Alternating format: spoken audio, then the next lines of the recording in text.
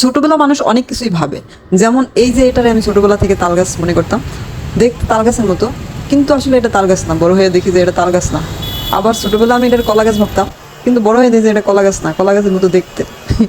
এই যে একটা জায়গার নাম তালতলা, আমি ভাবছি না অনেক তাল গাছ আছে, ও যাইনি কোনো তাল গাছ না।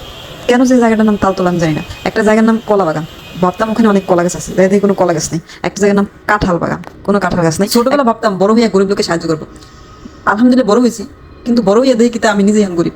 মানে এই ডায়লগটা দিয়ে আমার সাথে মিলে যাইতেছে।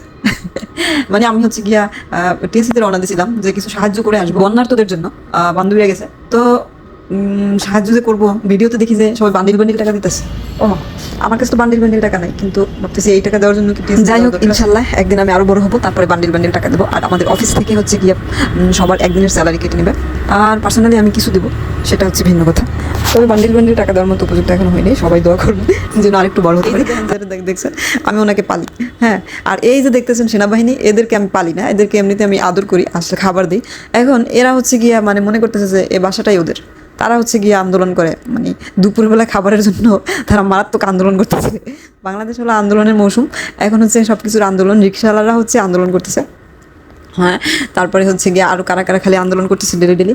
ওইটা দেখে দেখে মানে আমার বিড়ালগুলোও মানে এরা এরা বাইরের বিড়াল, কিন্তু এমন বিহেভ করে যে তারা যেন আমি যেন তাদের পালতেছি, তারা যেন আমার সব পালা বিলে। কিন্তু আমার যে পালা বিলেই একটা হলুদ, সে মাঝে মাঝে ওদের দেয় কিল ঘুষি দেয়, কিন্তু তাতে কোনো লাভ হয় না। তারা মানে হচ্ছে কি দুপুরবেলা এসে খুব আন্দোলন শুরু করে দেয় মানে খাবার জন্য। তারপরে আবার তাদের বাহানাও আছে, প্রতিদিন এক খাবার